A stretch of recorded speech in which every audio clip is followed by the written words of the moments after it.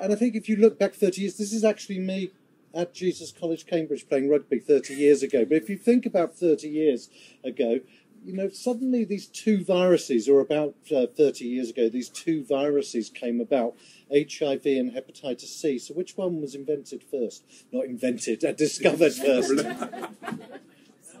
Hep C, you sure? No. That's good, because you're wrong. So it was HIV first in 1983 and hepatitis C around 1989, which they actually sort of isolated the viruses.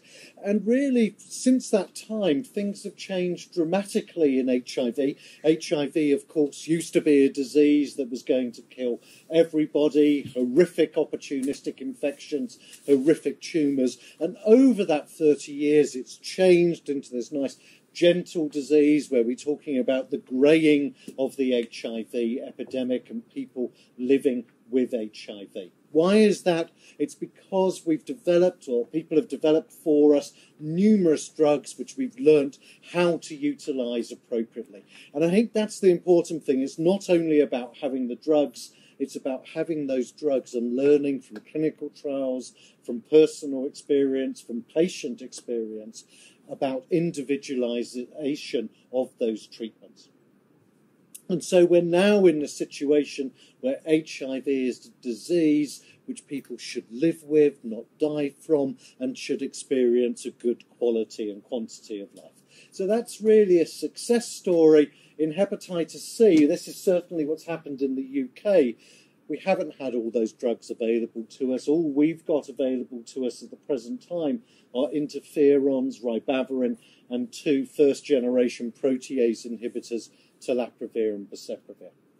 And so what's happened with our patients, both in mono-infection and in co-infection, being British, that they're very used to queuing and they get in this nice, rather orderly queue waiting for the drugs. And we say, you know, there'll be along soon. But that's been going on for years and years. And that queue is now rather massive. And we have, you know, certainly within our clinic, we've got 1,000 co-infected patients waiting for treatment, and that's one clinic in London. So you start to multiply that and you can see the numbers that are waiting, and that's co-infected patients. It's exactly the same in the context of mono-infection. And every time we have a new drug, do we use it? We say, no, why don't you wait? Why don't you wait? Because there's something even better coming along that we're going to be able to treat you easier. It's going to be nicer for you, easier to adhere to.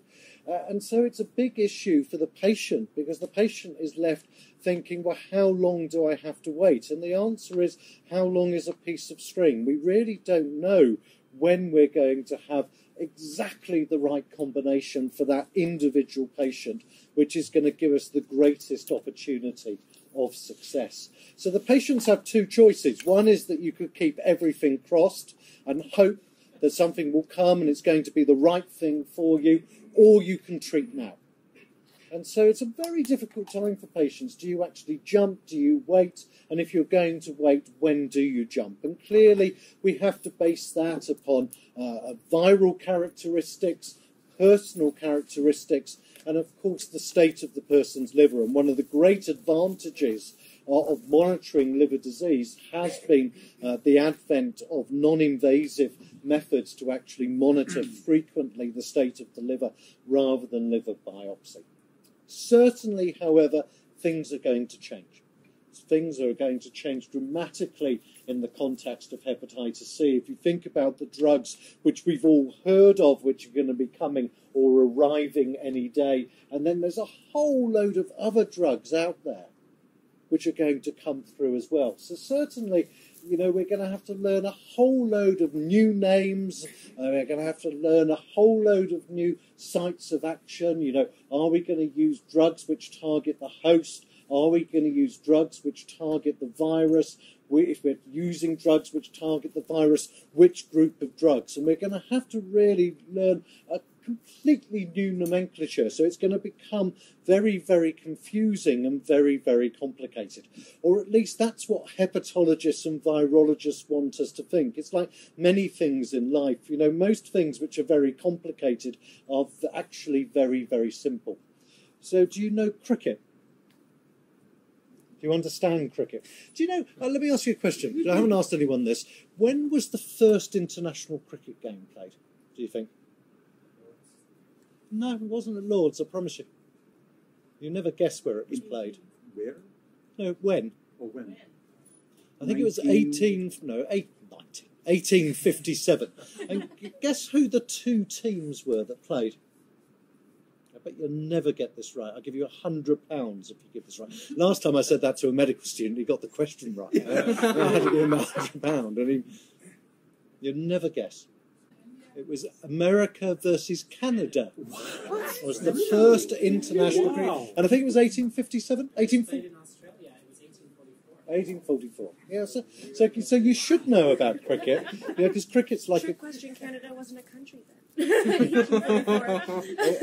think it was called Quebec, wasn't it? So cricket's a very simple game. Okay, it's made very complex because this is how you've got to understand it. Okay, you have two sides, one out in the field and one in. Each man that's in the side that in goes out, and when he's out, he comes in, and the next man goes in until he's out. When they're all out, the side that's out comes in, and the side that's been in goes out and tries to get those coming in out. Sometimes you get men still in and not out. When both sides have been in and out, including the not outs, that's the end of the game.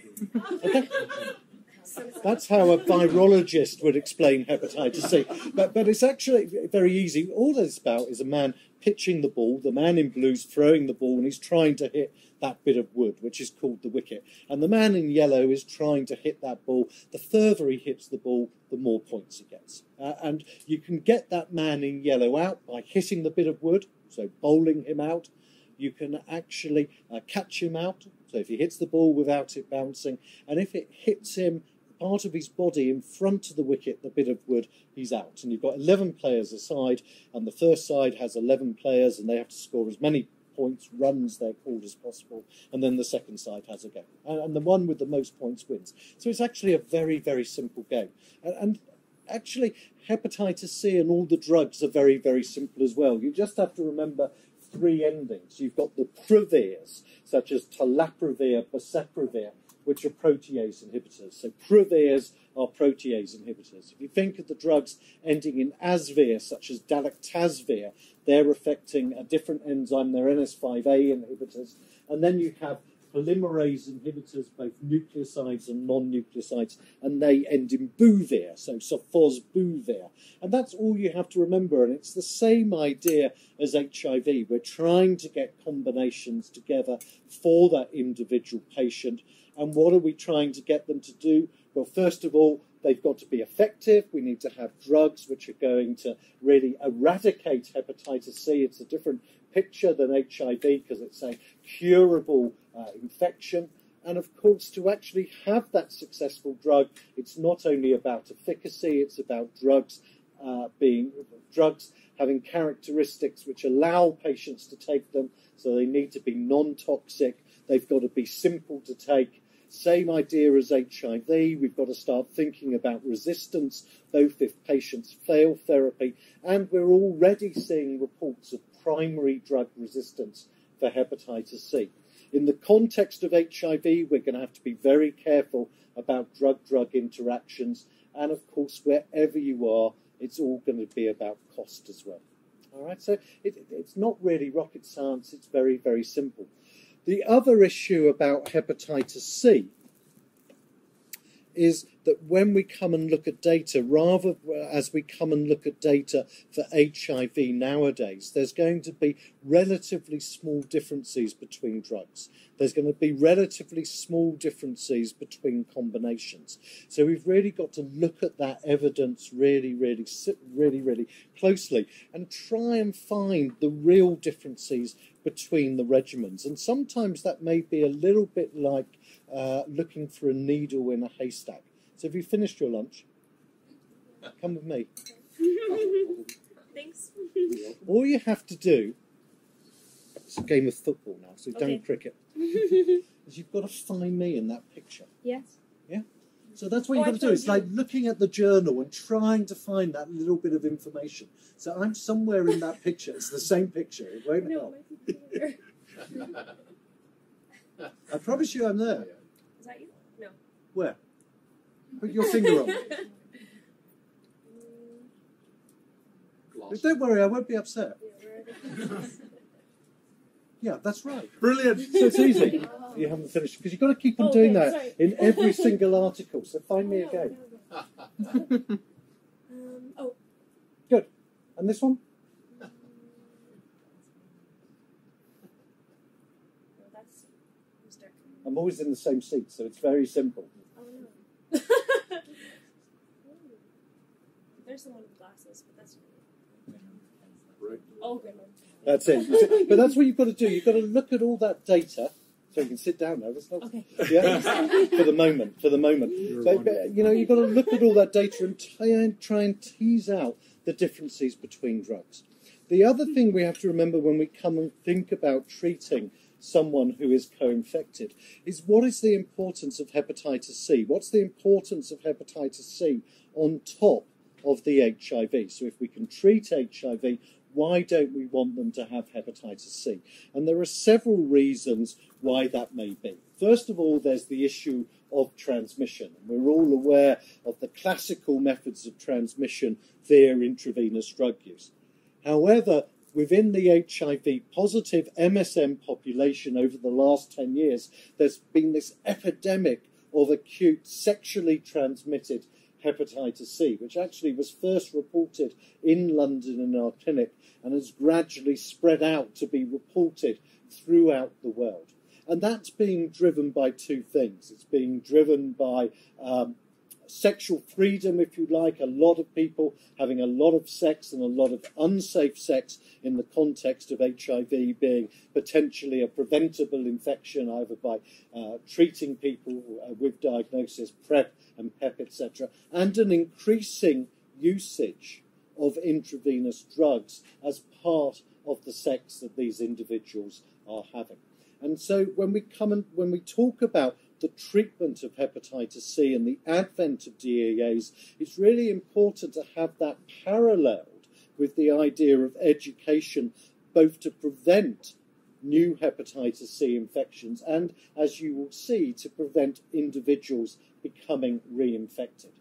The second issue is the issue of stigma. Certainly within the context of HIV now, people are very open about their HIV. HIV is almost an accepted infection within the MSM population. The people are well educated about it and understand how it is transmitted and also how it isn't transmitted.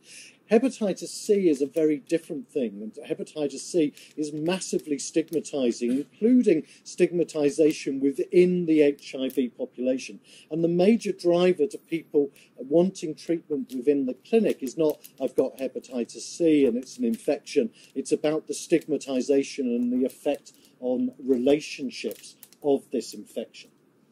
Thirdly, there's the issue of more rapid progression of disease. It used to be felt that hepatitis C may accelerate HIV progression. Many studies, including meta-analyses, have now shown no link between hepatitis C infection and progression of HIV disease. But if you look at the effect of HIV on the progression of hepatitis C, we are aware that individuals with both HIV and hepatitis C are much more likely to develop cirrhosis, and when they develop cirrhosis, up to 6 times more likely to undergo decompensation.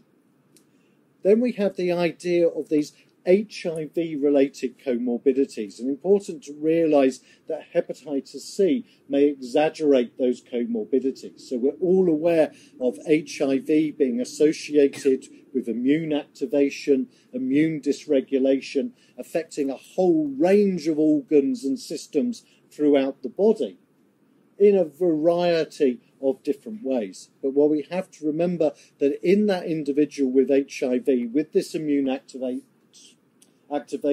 and dysregulation, that having hepatitis C infection as well increases the activation and increases the dysregulation. So we see much more cardiac disease in someone who has both HIV and hepatitis C. Potentially that may be due to the known link of hepatitis C with diabetes. Also, we often talk about HIV and its effect on the kidneys. Again, important to remember that hepatitis C, on top of HIV, leads to more likelihood of renal disease. When we talk about osteopenia, osteoporosis, increased risk of fractures with HIV, again, hepatitis C on top of HIV makes things a lot worse. And then, of course, we have the link of hepatitis C and indeed HIV with the development of lymphoma. So you can start to see how these so-called HIV-related comorbidities are made worse by having hepatitis C itself.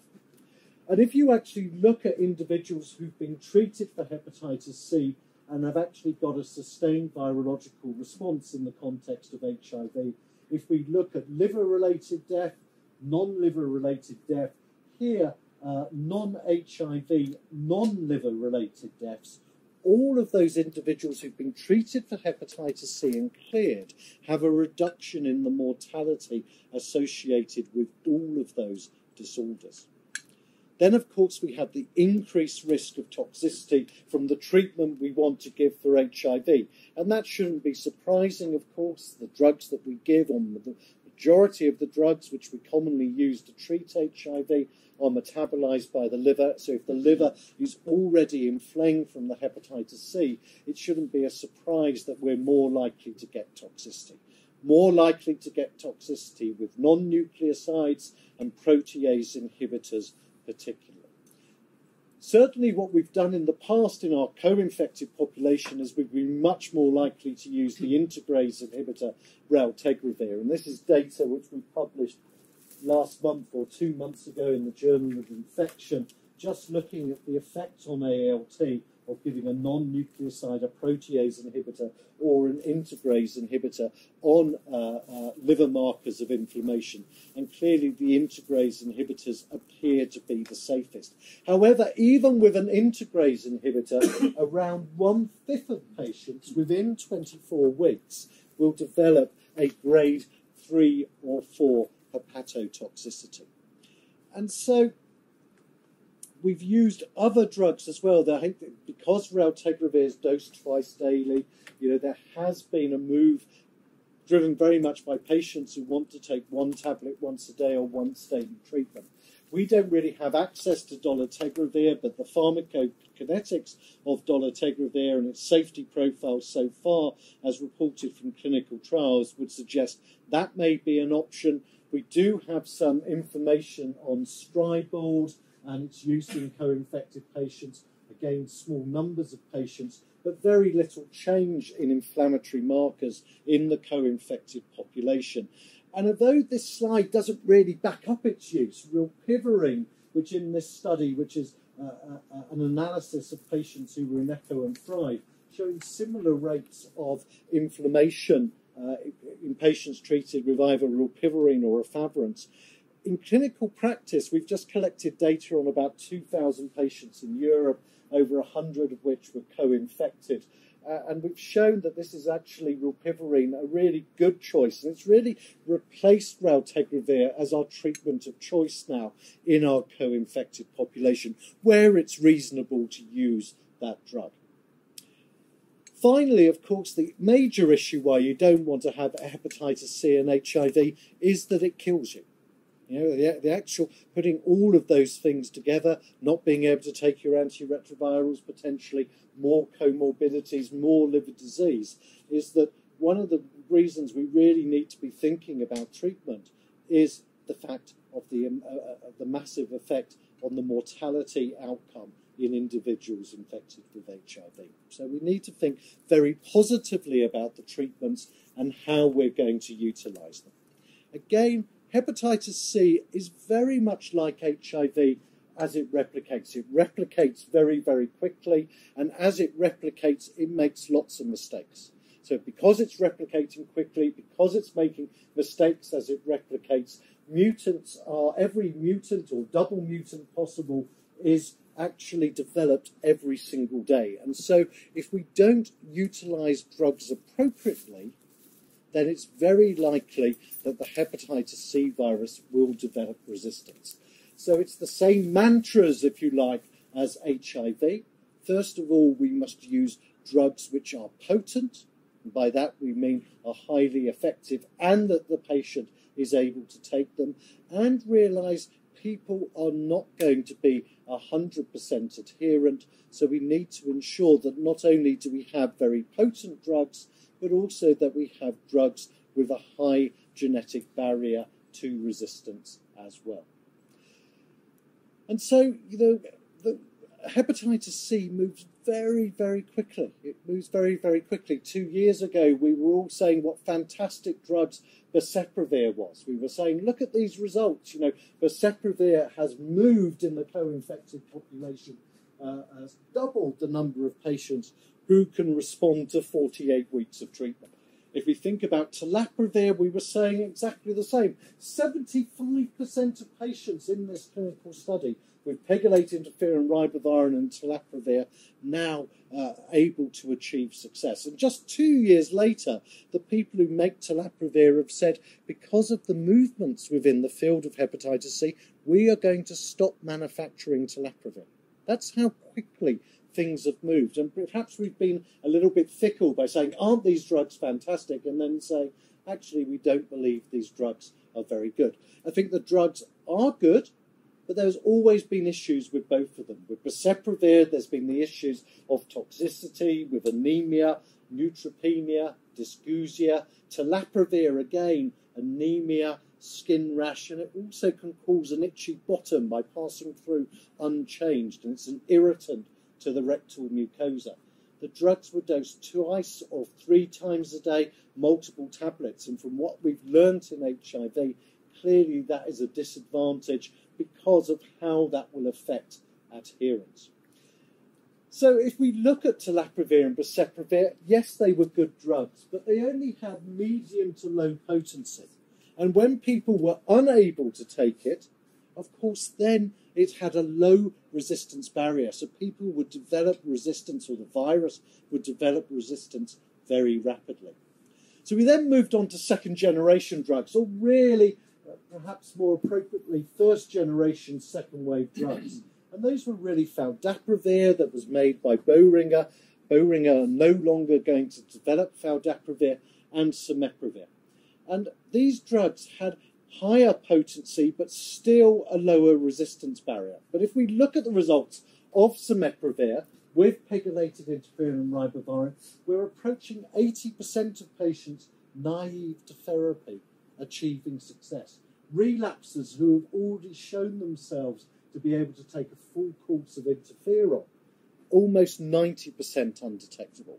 So we're seeing really high rates of response with these drugs. However, there were disadvantages, again, the low genetic barrier, and also with semiotics within the genotype 1A, which certainly in the UK is the commonest viral genotype, that if that virus had a polymorphism at position 80, so the amino acid had changed at position 80, Q80K, what we see is that the addition of semiotics has no advantage over pegylated interferon and ribavirin. So then we've moved on to these second generation drugs, which are either here or coming. And these second generation drugs, which are going to be available as protease inhibitors, as LS5A inhibitors, as polymerase inhibitors, suddenly have very high potency and also, and perhaps equally important, a high resistance barrier. So we can start to look at the results in a co-infected population. These are the results of peg-riba plus sofosbuvir, but for only 12 weeks. And if you look at the results, we're suddenly up to almost 100%. However, you need to be careful because this is a small number of patients. This is 23 patients in total. When you look at 100%, 100%, 100% for these genotypes, 1 patient, 2 patients, 1 patient. So we can look and say 100%, isn't that fantastic? But clearly we would benefit from additional data. In addition, what we really want, or what the patients really want, certainly, again, in my clinical practice, is they don't want to take interferon. Either they've had interferon before and didn't like it, or they know someone who had interferon before and didn't like it, or they've read on the internet that they shouldn't take interferon because they won't like it. So need to look for interferon-sparing approaches. And with all of these potent drugs, we are going to be able to give interferon-sparing regimens. And there are two ways of doing that. First of all, we could take drugs with relatively low potency, with relatively low genetic barrier to resistance, and put multiple numbers together. So rather like in HIV, 3, 4, or 5 drugs in the regimen. Or we can change to a kind of anchor drug. We can use one of the drugs which has high potency and a high genetic barrier, and perhaps get away with the addition of just one other drug or 2 other drugs to that. And we need to change the way we think about backbones. So we're used to, within HIV, thinking about a nucleoside backbone, which we add something in. We're used to, within hepatitis C, using PEG and RIBA as the backbone. And we've got to switch the way we think to actually think about having one of these second-generation drugs as the anchor to which we can add other drugs in. Certainly, if you look at the results in an HIV-negative population, they're fantastic. This is a slide which Jean-Michel Pawlowski made. He was actually supposed to give a half-hour talk on EASL 2014, and he just put this slide up and sat down, because every single regimen has got 100% or near 100% success rate. So if you look at sofosbuvir plus or minus ribavirin, 100% success. Sofosbuvir dalektazivir plus or minus ribavirin, 100% success. This is the Abbott combination, 100% success. The Merck combination, guess what it will be? 100%. Well, you've seen it before. You can't answer. Yeah, 100% success. You know, so it's a rather simplistic treatment. What about in HIV, though? Do these drugs work as well in HIV? Well, let's look at 2 studies. This is Photon 1, which looked at various different genotypes. It looked at treatment-naive, treatment-experienced patients, all treated with sofosbuvir and ribavirin for differing periods of time, dependent upon the genotype and the treatment experience. If you look at genotype 1, it's not 100%. If you look at the SVR24, it's around 75%. If you look at genotype 2, however, for 12 weeks or for 24 weeks, naive or experienced, we're moving much closer towards 100%.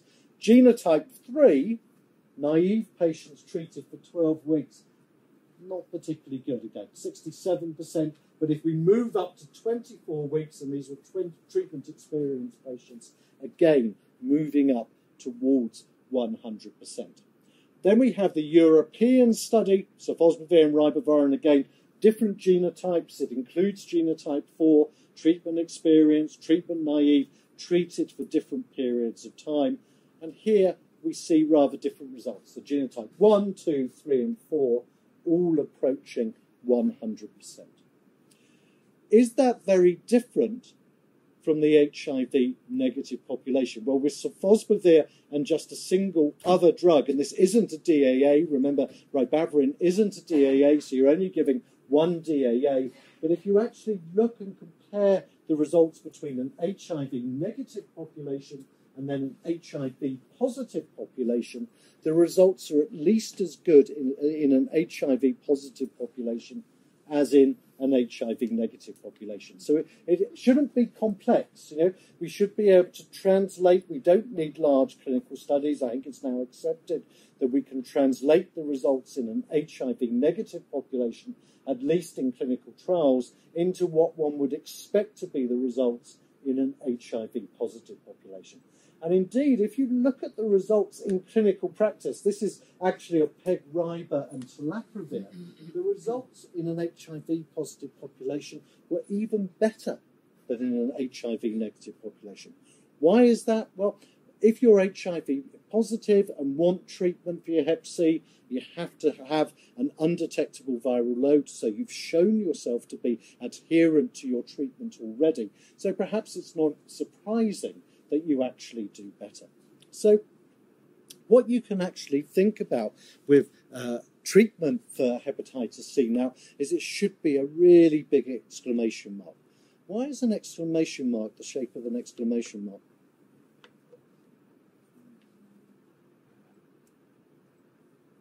Discuss this. You discussed it? Yeah, I think the last time we were. No. No, someone I had this. Oh no, I did it. I did it in. You may have. Were you in in Paris? Yeah, that's where it's. Yeah, but they haven't seen it. Okay. Yeah. but you're going to be in But I trouble can't now. even remember But you can't say it. Shows how useful these talks are, isn't it? At least in Paris. The height draws attention. No, it's the Latin for Io. All right, so Latin for Io, which is an exclamation of joy. So we should all be really, really happy, with the results so far. Hepatitis C is a really easy to cure infection. It's all very simple, and we can all sit down, or we can continue to ask questions. Now, do you remember this? Why is a question mark the shape of a question mark? It's Latin for keep working on it. No, I don't know. Very nearly. It says that Latin for questio. It comes from questio, I seek. Right? So when you were in ancient Rome and when you wanted to ask a question, you'd have to ask questio at the end, or write questio. So people got very bored with writing questio, so they started writing QO. And instead of QO, it suddenly moved all the way down to an exclamation mark. Isn't that fascinating? Do you think it's true? It is true. It's true. Yeah. So that's why a question mark. So we've got to carry on asking questions. So we've got to ask. We're talking about 12 weeks of treatment, 24 weeks of treatment. Can we actually really shorten that course of treatment? If you look at this, is a combination of sofosbuvir and ledipasvir, and 100% of patients undetectable with a treatment response. If they're given 12 weeks of treatment, if you go down to 8 weeks, 100%, but you go down to 6 weeks, it falls to 68%. So you need to have at least 8 weeks of treatment, unless you add in a third drug. So if you take those 2 drugs and add in a non-nucleoside or a protease inhibitor, what happens is with only 6 weeks of treatment, you're back up to 100% success. We also need to think potentially about treatment as prevention, and also about whether hepatitis C may be able to be eradicated from populations. And that's rather complicated, because you've got this kind of chronically infected population with people coming in with acute infection, but some of those acute infections are clearing their virus, some are keeping it, some of the chronic infections are being treated successfully, but some of those are getting reinfected. So again, mathematically, it's a rather complex equation. But again, the answer is very simple. This is based on the Edinburgh cohort of intravenous drug users with hepatitis C. If you were going to scale up treatment to only treating 40 of them annually, you can see how quickly you can actually control the epidemic. Again, this is the similar data from the Melbourne IVDU population. Again, you'd have to scale up at a much quicker rate, but again, you can see that we would successfully be able to treat the epidemic in these populations.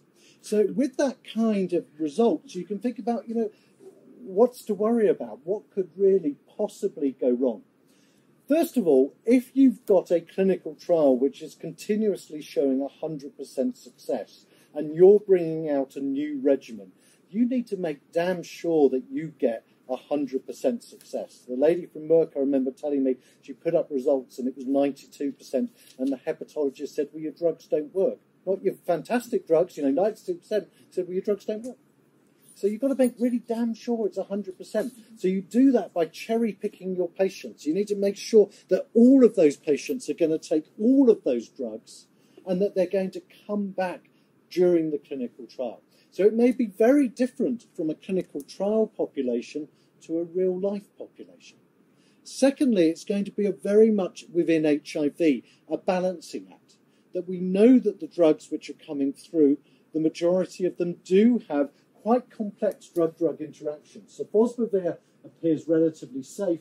Semeprovir, it would be easier to say what you can take, which is really raltegravir and rilpivirine with nucleosides, but a whole load of drugs which are contraindicated. Dalactazivir, again, rather complex drug-drug interactions. So we're going to have to be very careful. Yes, it's easy to say we switch all our patients to rilpivirine or raltegravir, but a lot of patients have resistance to non-nucleosides, have failed integrase inhibitors. have to take other regimens. So it's going to be much more complex. Also, when we think about drug-drug interactions, it's not only drug A and its interaction with drug B, but it's the interaction then with drug C and drug D and drug E. This is some pharmacokinetic data looking at ladipizvir, sofosbuvir, and tenofovir. And you can see how the levels of tenofovir are actually raised when it's given in combination with these two anti-Hep C drugs. And the answer is yes, it goes up, but it only goes up to a similar degree as we see with a protease inhibitor. So we're all happy to give tenofovir and a protease inhibitor, but what about the patient who's taking tenofovir and a protease inhibitor that you want to treat? What would be the effect then on the tenofovir levels and that effect on the possibility of renal dysfunction? So that could be a complexity. Money is going to be an issue. These drugs, even in the UK, have been shown to be cost effective, but we're told they're unaffordable. We can't actually find the money actually to invest to actually find the cost savings. So people say, how much is a life worth? You know, it's not, we mustn't get involved with the price of the drugs. The price is what it is. But we've got to say, if this is a cost-effective treatment, then we need to find the money somehow to enable us to treat.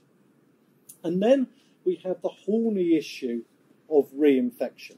So last time I was here, I did show this man, but only up to here. He'd been reinfected 7 times. Since then, we put him on a study actually of faldaprevir, and he got a sustained virological response. About 9 months later, he became reinfected, and he's presently on a study of telaprevir for acute hepatitis C. So he's been treated 9 times. If we're talking about this treatment costing $100,000, by the end of this, we would have spent close on $1 million on one individual. And if anyone really thinks that he's not going to go out and get reinfected again, you know, that's what's likely to happen. The other side of the coin, of course, is if you don't treat him, then, of course, he's out there having a lot of sex. That's where he's catching his hepatitis C from, and it's likely that he will infect other individuals. So it's going to be a rather complex argument. And although that is one individual, certainly within our clinic population, 25% of individuals who are treated for acute hepatitis C will become reinfected within 2 years. The European data suggested that it's 50% within 5 years. So that is why we're going to really have to think about, when we're talking about rolling out DAA treatment to the MSM HIV population, is also be thinking about reinfection and how we can educate patients and help patients with changes in their lifestyle to try and make things as safe as possible. The other issue is, I think, that this acute hepatitis C epidemic has been sort of classified as being an issue for MSM with HIV. This is data that we showed at ICAC last week from our clinic population of HIV-negative MSM with 44 cases of acute hepatitis C. And these individuals were not admitting. We think it's not admitting rather than not practicing, but not admitting high-risk sexual behaviour. So the classical sexual behaviours for people to be at risk of acute hepatitis C are group sex, fisting, and having sex under the influence of drugs. They weren't admitting to that, but we think it was probably happening. Certainly they were unaware of their partner's serostatus. We talked about HCV being stigmatising, people not admitting to hepatitis C, and very few of the individuals who had acute hepatitis C were aware that one of their partners either had HIV, hepatitis C, or another infection.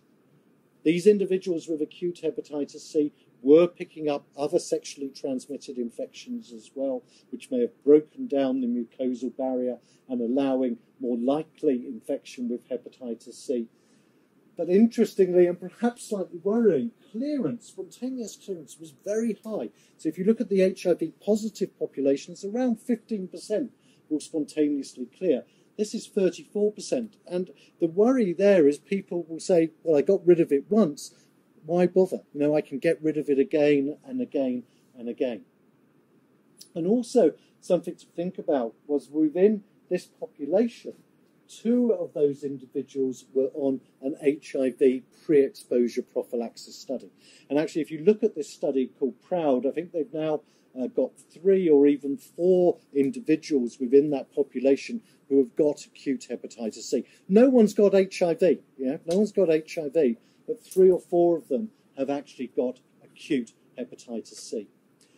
And that 44 cases is not the whole population. We see a whole load of individuals. And if we look at the frequency of testing for hepatitis C, we actually see it's less than 15% of gay men coming for a sexual checkup are actually tested for hepatitis C. So there may be a lot more out there than we actually know about. And so what we really need to do is take a pause. This is the comma, which was, this is very easy, it's Aldous Manutius who invented the comma. But the comma was there to take a pause. And we need to take a pause and say, yeah, we should be very happy with the drugs that we have. But we need to continue asking questions about how best to introduce them into the populations that we're treating. And the other problem that we have is that there is a lot of talking. There's a lot of talking about these drugs, a lot of talking about how good they are, but we also have to action what we believe in. And I'll just end with 2 slides. These are from Canada, actually, looking at the so-called ticking time bomb of what will happen if we don't actually get people on treatment. By 2035, the number of cases of cirrhosis will increase by 100%, liver deaths by almost 200%, and liver cancer by 200%. And all of that ticking time bomb will cost an awful lot of money as well. So by not investing monies into the treatment of DAAs, it's rather a false economy, because we're going to end up spending more and more money. So the introduction of DAAs into these populations is really important on a population level, but also important on an individual level, because we're all aware that there are individuals out there who are dying from their hepatitis C, whilst their HIV is very simple to treat. Thank you very much.